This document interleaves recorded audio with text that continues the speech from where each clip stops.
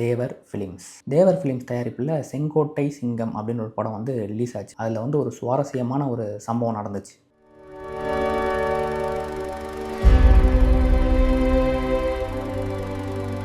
அந்த காலகட்டத்தில் இருந்த சினிமா கம்பெனிஸ்க்குலாம் வந்து இவர் ஒரு லெட்டர் எழுதுறாரு அவர் ஃபோட்டோவை வச்சு. இவர் ஒரு நிறுவனத்துக்கும் வாய்ப்பு தேடி லெட்டர் அனுப்புறாரு. ஆனால் இங்கேருந்தும் வந்து ஒரு தகவலும் வரல, ஒரு பதிலும் வரல. சரி, பதில் தான் வரல அப்படின்னு சொல்லிட்டு அவரோட சினிமா ஆசையை வந்து அவர் விடலை.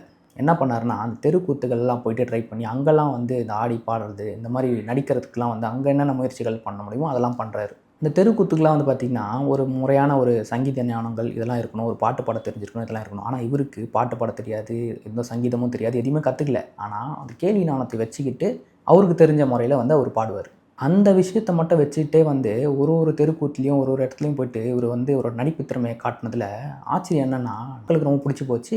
மக்கள் வந்து பாராட்ட ஆரம்பிச்சிட்டாங்க. ஜூபிட்டர் பிக்சர்ஸ் அப்படின்னு சொல்லிட்டு ஒரு பெரிய ப்ரொடக்ஷன், அவங்க கிட்ட ஒரு வாய்ப்பு ஒன்று கிடைக்குது. அந்த காலத்தில் வந்து பார்த்திங்கன்னா நிறைய நடிகைகள் இப்போ எப்படி எவ்வளோ பெரிய டிராஃபிக் ஜாம் ஆகிடுச்சு, எவ்வளோ காம்படிஷன் இருக்கோ அந்த டைம்லேயும் இருந்திருக்கு.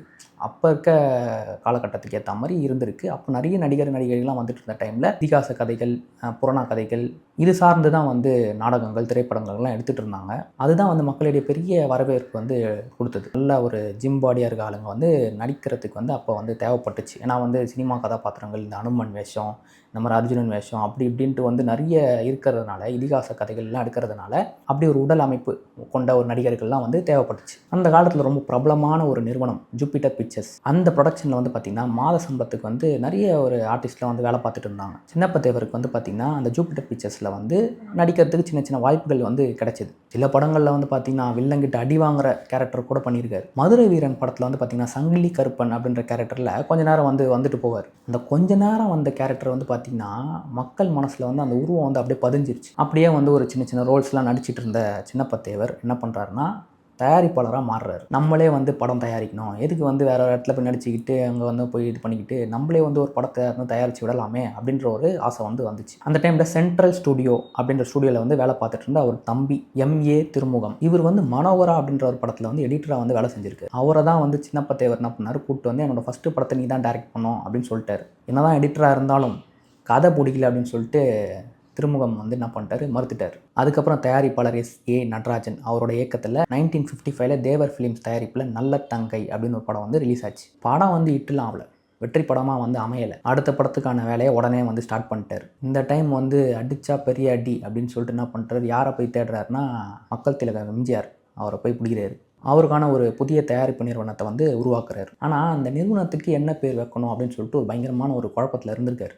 இவருக்கு பிடிச்ச கடவுள் பார்த்திங்கன்னா முருகனோட பேர் வச்சு நிறைய ப்ரொடக்ஷன்ஸ் இருந்தது. சரி, என்ன பண்ணுறது, அந்த சுச்சுவேஷனில் தான் தேவரோட தயாரிப்பு நிறுவனம் வந்து உருவாச்சு. அதுக்கப்புறம் தமிழ் சினிமாவில் தனக்கென ஒரு அடையாளத்தை வந்து உருவாக்கிக்கிட்டார், தேவர் ஃபிலிம்ஸ் தயாரிப்பில் செங்கோட்டை சிங்கம் அப்படின்னு ஒரு படம் வந்து ரிலீஸ் ஆச்சு. அதில் வந்து ஒரு சுவாரஸ்யமான ஒரு சம்பவம் நடந்துச்சு. அந்த படத்தோட ஒரு காட்சி வந்து பார்த்திங்கன்னா ஆரூர் தாஸ் அப்படின்ற ஒரு வசன கருத்தை வந்து எழுதிட்டு இருக்காரு.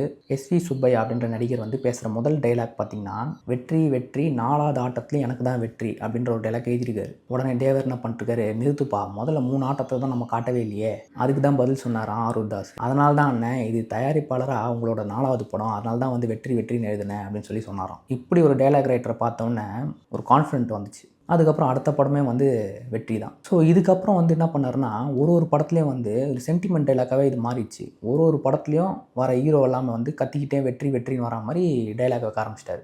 இது வந்து தேவர் ஃபிலிம்ஸ் படங்கள்லாம் வந்து பார்த்திங்கன்னா ஒரு தனி அடையாளமாகவே மாறிடுச்சு. அதுக்கப்புறம் என்ன, மிருகங்களோட ஒரு புதிய படங்கள் எடுக்க ஆரம்பிச்சிட்டாரு. வேறு ஃபைனான்சியர்கிட்ட போகிறதுக்கு வந்து அவருக்கு இன்ட்ரெஸ்ட் இல்லை. ஆனால் லோ பட்ஜெட்டில் இந்த மிருகங்கள்லாம் வச்சு படம் எடுக்கலாம், நியூ ஃபேஸஸ்லாம் வச்சு படம் எடுக்கலாம், அவங்களுக்குலாம் வாய்ப்பு தரலான்னு சொல்லிட்டு முடிவெடுக்க ஆரம்பித்தார். அந்த டைமில் வந்து பார்த்திங்கன்னா ஹாலிவுட்டில் ரிலீஸ் ஆன எலிஃபென்ட் பாய் அப்படின்ற படத்தை வந்து இவர் வந்து ரீமேக் பண்ணணும்னு சொல்லி ஆசைப்பட்டார். அது வந்து ஓப்பனாகவே அவரோட லட்சியமாக வந்து அறிவித்தார். யானைகள்லாம் எப்படி பிடிக்கிறாங்க அப்படின்னு சொல்லிட்டு அதை நிஜமாகவே படமாக எடுக்கணும்னு சொல்லி ஒரு ஆசைப்பட்டார். முழுக்க காட்டு மிருகங்களுக்கு முக்கியத்துவம் கொடுத்தார். மருதமலை சீனிவாசா எஸ்டேட்டில் வந்து பார்த்திங்கன்னா பெரிய பெரிய பள்ளங்கள்லாம் தோண்டி வச்சுக்கிட்டு யானைக்காக வெயிட் பண்ணிட்டுலாம் இருந்திருக்காரு. அந்த முயற்சியோட பலம் தான் யானை பாகன் அப்படின்ற படம் வந்து 1960 தீபாவளிக்கு படமாக ரிலீஸ் ஆச்சு. தமிழ் சினிமாவில் வந்து பார்த்திங்கன்னா இது வரைக்கும் பண்ணாத முயற்சி தான் அது. என்ன ஒன்று, அந்த டைமில் வந்து பெரிய பெரிய படங்களும் ரிலீஸ் ஆச்சு. அந்த டைமில் இந்த யானை பாகன் படம் வந்து ரிலீஸ் ஆகி மக்களிடையே வந்து அந்த வரவேற்பு வந்து பெருசாக கிடைக்கல, கண்டுக்காமலே போயிடுச்சு. சில பிரிண்ட் மீடியாஸ்லாம் என்ன பண்ணிட்டாங்கன்னா, இது அவரோட டாக்குமெண்ட்ரி படம் அப்படின்னு சொல்லிட்டு கிண்டல் பண்ணி எழுத ஆரம்பிச்சிட்டாங்க. ஆனால் தேவர் அங்கேயே வந்து நின்றதில்ல, அவரோட முயற்சி வந்து தொடர்ந்து பண்ணிகிட்டே தான் இருந்தார். அவரோட உண்மையான வேகம் அப்போ தான் வந்து ஸ்டார்ட் ஆச்சு. இப்படி தேவர் ஃபிலிம்ஸ் அவரோட கதைகள் வந்து பார்த்திங்கன்னா இன்னும் நிறைய நீண்டுக்கிட்டே போகுது. நிறைய சுவாரஸ்யமான விஷயங்கள்லாம் இருக்குது. இப்படி இவரோட சுவாரஸ்யமான விஷயங்கள்லாம் அடுத்த பார்ட்லேயும் நான் சொல்கிறேன். இந்த மாதிரி இன்ட்ரெஸ்டிங்கான விஷயங்கள்லாம் தெரிஞ்சுக்கணுன்னா இந்த சேனலை சப்ஸ்கிரைப் பண்ணிக்கோங்க, என்னை ஃபாலோ பண்ணிக்கோங்க, கமெண்ட் பண்ணுங்கள், லைக் பண்ணுங்கள், ஷேர் பண்ணுங்கள். பார்த்து பத்திரம். டாட்டா. தேங்க்யூ.